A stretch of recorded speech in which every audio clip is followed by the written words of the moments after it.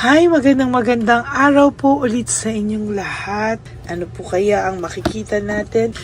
1, 2, 3, 4, 5, 6, 7, 8, 9, and 10. Tingnan po natin.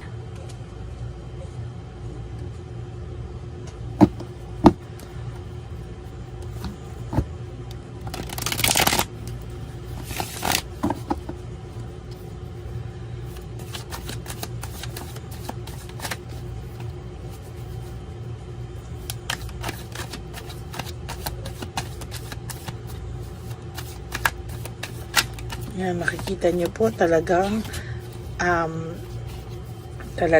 balasado po ang ating mga baraha, no? Para makita nyo po na talagang hindi po ito coincidence lang, no, na nabunot natin dahil hindi nabalasang mabuti. Talagang kitang-kita nyo po na talagang binabalasa ko. Yan, panoorin nyo po lahat, no? At para makita nyo po na talagang binalasa po natin ang ating mga baraha. Okay? Pili na po tayo ng 10. 1, 2, 3, 4, 5, 6, 7, 8, 9, and 10.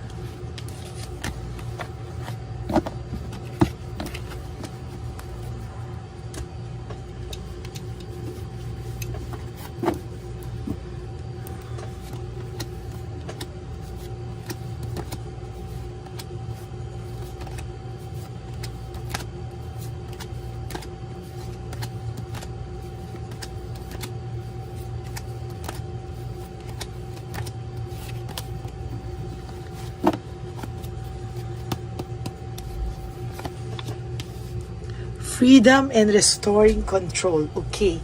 Ang person na po nito, maybe, no, medyo matagal na rin po kayo, and kahit papano po kayo pong dalawa ay nagkaroon ng maayos na relationship, masayang relationship, and only to find out ngayon po, naguluhan ka po dahil biglang may dumating po sa inyong hindi inaasahan na sitwasyon, hindi inaasahan na nangyari po sa inyo ang mga bagay na ganito.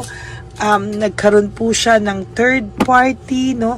Kinuha niya po ulit yung freedom and nag-restore niya po yung kanyang freedom, but hindi ka rin po niya ma-let go totally. Hindi ka po niya ma-let go totally, at hindi niya po ikaw hindi ka po niya ma-let go na parang gusto niya kahit na nire-restore niya yung freedom niya, ay nandiyan ka pa rin po sa tabi niya. I feel that this situation is somehow freedom and restoring control, pero gusto niya nandiyan ka pa lang, is somehow meron po kayong communication, no, ng inyong person, ano. Ang person nyo ay gusto niya hindi ka mawala sa tabi niya. Parang ang feeling niya, no, patapusin mo lang siya sa mga ganitong pakiramdam niya, and babalik pa rin siya daw sa iyo sa huli, no? Parang ang gusto niya lang, hindi naman po pwede to, no? Parang option ka sa nangyayari dito, no? Confused po kasi siya, no right choice. Very confused po ang person nyo, and as a matter of fact, hindi niya po alam ano ba talaga daw ang gusto niya. Hindi niya po malaman kung ano po ba ang kanyang gustong mangyari. Hindi niya po alam kung ano daw ba, no? Kung let go, hold on, let go, hold on, hold or let go. Hindi niya po alam, no? Parang ayaw niya rin pong mawala ka. Hindi niya din po kayang mawala ka. And as a matter of fact, ang tingin niya po sa iyo, dapat po ay nandiyan ka pa rin po, no? Somehow, nagsorry po ito sa'yo, pero kahit nagsorry siya sa'yo, pakiramdam mo, wala ka na rin pong may trust issues ka na sa taong ito, no? Ang pakiramdam mo po sa kanya ay hindi mo na po alam kung ano ba talaga, no? Kung nagsisinungaling siya dahil gusto kanyang i-hold, nagsisinungaling ba siya o nagsasabi ba siya ng totoo? Wala ka na pong, medyo naapektuhan na po yung tiwala mo dito sa taong to. There is this trust issues na hindi mo po talaga hindi mo po sa kanya talaga maibigay na yung tiwala mo because ang pakiramdam mo po, napakasinungaling na niya sa'yo, hindi mo alam ano yung totoo sa hindi. Ang parang pakiramdam ko po sa person nyo is gusto niya pong mag-explore and yet gusto niya nandyan ka pa rin sa tabi niya and yet gusto niya nakasuporta ka pa din sa kanya. At kung hindi ito mag-work out, lahat-lahat is kayo pa rin daw po sa huli na nagbibigay sa iyo ng too much suffering, grief, heartbreak, sobrang sakit po sa iyo nang nangyayari, no?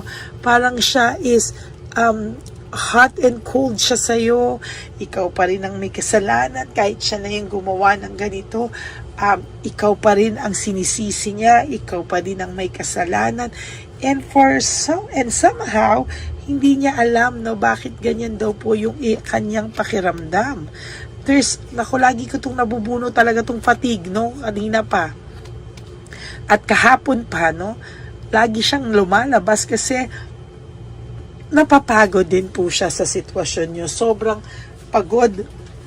Napagod din siya sa sitwasyon na meron siya para sa sarili niya. Hindi niya din po alam kung paano niya po ito tatahakin ng tama kasi ito po ay parang nagbago nung napunta sa iyo, no? Pero lumabas po ulit yung ganyan niyang pakiramdam, yung ganyan niyang ugali, no? Pero parang ayaw niya nilalabanan niya. Medyo magulo, confusing tong taong to, no? Tong sa situation 3. Somehow gusto niyang makawala pero ayaw kanyang mawala. Ang gulo, di ba? Gusto niya nandyan ka lang. And kung hindi po ito mag-work out, no, sa lahat-lahat ay gusto niya nandyan ka pa rin, kayo pa rin. Parang ang gusto niya, yung direction niya is pagbigyan mo muna siya, maglalaro lang daw muna siya or mag-e-explore and then babalik din naman siya sa iyo, pagsawain mo lang daw siya. This is very disgusting, no? Tong sitwasyon na to, no? Hindi niya maintindihan yung kanyang sarili, ano yung gusto niya. At the same time, ingat na ingat din siyang mawala ka, no? Talagang hinuhold pa kanya. Ay sigurista siya, ayaw po niya na mawala ka din sa kanya. At the same time ay hindi rin naman po siya makapagseryoso sa iyo, no? Hindi rin niya po kayang magseryoso na sa ngayon, pero hinuhold ka po niya. Ang kailangan mo ring gawin dito is to let go also, no? Mag-disconnect ka. You disconnect from this person.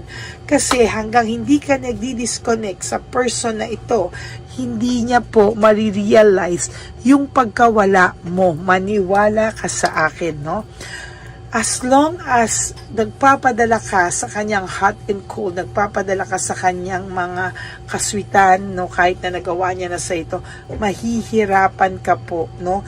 Talagang magkakaroon lagi ng dissatisfaction and lack of inner joy. Why? Kasi hindi niya mabibigay sa yung 100% na attention, pagmamahal, support na gusto mo. As long as hindi ka nagdi-disconnect from this person, hindi niya nararamdaman na this time seryoso ka, kung ikaw, kung merong iba, doon na siya.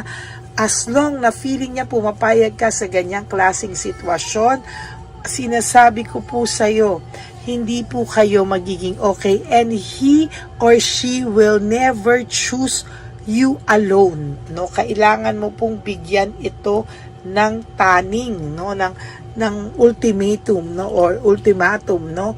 Kailangan mo po siyang bigyan ng ganyan dahil hindi po ito talaga totally matututo. Kailangan niya pong maramdaman yung pagkawala mo, stress, burnout, restlessness. Kailangan niyang maramdaman yan lahat na ganyan ang pakiramdam niya pag mawawala ka na ng tuluyan sa kanya. As long as hindi niya po maramdaman na ganyan ka, wala pong mangyayari, no? You will always be frustrated, no?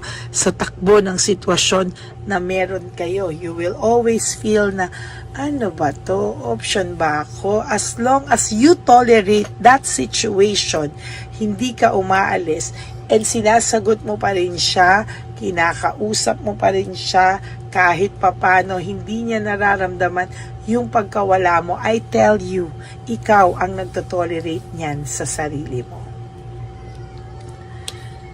No? There is this resentment and desire to reconcile, forgiveness.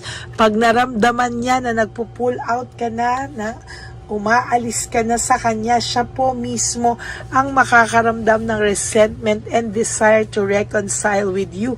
Pakabahin mo ito, no? Hindi yung, nandyan lang naman siya, kayang-kaya ko naman na i-win back siya. Kayang-kaya kanyang i-win back kasi konting gawa niya lang sa'yo ng something na tatouch ka na, wala pong mangyayari sa'yo. I tell you, talo ka po dito, no? You will always, napaka-selfish nitong taong to, you will always feel insecure pag tinolerate mo po yan, no? You have to make a decision na ayusin nyo na or hindi, no? Kung hindi, bye-bye American Pie. Kasi kung pagpapatuloy mo po na ganyan, ako na po nagsasabi sa iyo, wala po kayong pupuntahan. You will always end up hurting yourself. At darating po yung araw na magagalit ka na rin sa sarili mo, magagalit ka sa kanya, magagalit ka sa sarili mo. Kaya dapat ngayon pa lang po, you have to have your willpower and desire and inspiration para malabanan yung ganito ng tukso, no?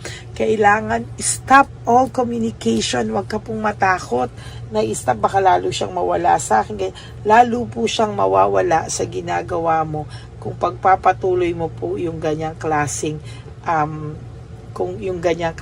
style mo na pumapayag ka po na dalawa kayo. Oo, hindi ka nga pumapayag na dalawa kayo, pero hanggang kinakausap mo siya knowing na meron pa siyang kinakausap na iba, sorry na lang po, hindi mo po ini-help yung sarili mo. Nagiging greedy na siya and you are tolerating that, no? Tinotolerate mo po yan, kaya lalo ka pong mahihirapan, ano? Mixed emotions po ang mararamdaman yung pareho, no? Wala pong mananalo sa inyo sa huli, mas matatalo ka lang po sa laban na ito if you still tolerate this kind of action from him or from her. Kailangan matuto ka pong kumawala, no? Kasi walang direksyon yung ganyang klase, panay conflict lang po ang mangyayari sa iyo. You two will end up hurting each other more sa process po ng ganyan yung samahan, no? Ayan po, there's always deception, insecure tactics and strategy. Marami po siyang tactics and strategy para ma-win back ka lang po, and totally hindi po maayos hindi nyo po maaayos ng sobra yung inyong sitwasyon hanggang hindi nyo po yan binibigyan ng desisyon, no? Or matinding desisyon sa buhay mo.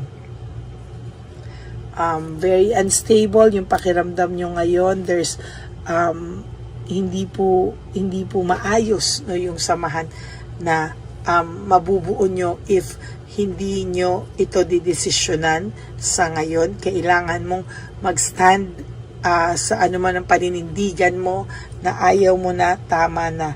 You will always end up jealousy, insecure sa sarili mo hanggang ganito po ang iyong sitwasyon, no? Kailangan mo pong panindigan na hindi po palaging dapat ganyan, no? Kailangan po wag kang magpamanipulate, no? Yung kahinaan mo, alam na alam niya, no? Talaga pong sinasabi ko sa iyo, hindi ka po maaayos hanggang hindi mo po, there are always difficulties, doubts, and lack of satisfaction sa sitwasyon mo. You will never ever be happy, no?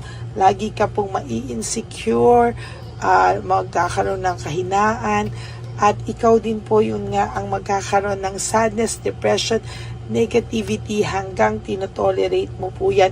And for your last card, you have to leave everything behind, walk away, no? Disconnect, no?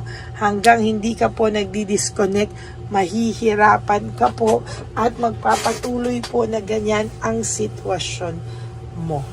Okay? So that is 3. I hope na naka-resonate po kayo, and please disconnect. No, stop. No, stop tolerating this kind of situation.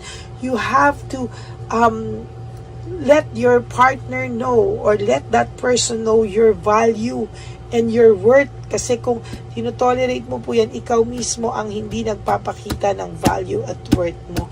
And he or she will never ever respect you the way you deserve yung respect and yung value and worth mo. Okay? So, yan po ang situation 3. I hope na naka-resonate kayo. And if you do, can you give me a like and comment down below? At sana po ay paki-like naman po bawat isa sa inyo na nanonood ng ating channel. Baka naman po pwedeng paki-like din at lambing ko po yan sa inyo. And for those of you who would like to have a private reading with me, you can message me po at Ladyly Elena. That's Ladyly Elena. Nasa dulo po yan ng ating video. Diyan nyo lang po ako makokontak. That's my only official and legit FB account. Ayan, maraming salamat po. And for those of you who would like to give me a super thanks for this video, I would really love from the bottom of my heart. Maraming salamat po sa inyong lahat. At sana po ay may natutunan kayo sa araw na ito, no? I really wish nakatulong po ako sa inyo. Maraming pong salamat. Stay na solid and ever loyal. I love you all from the bottom of my heart. At ang lagi ko pong payo sa inyo is just to live one day at a time. Kaya nyo po yan. Huwag po kayong panghinaan ng loob. And sabi ko nga po sa inyo, life is too short, no? Don't make it shorter by stressing yourself from all the pains and the heartaches na binigay sa inyo ng kahapon. Just surrender everything to the divine universe and just let go and let God write your life and love story. I will be back po for another set of reading. Huwag po kayong malulungkot. Okay, I love you all and God bless you all. I will all see you again on my next reading. Bye!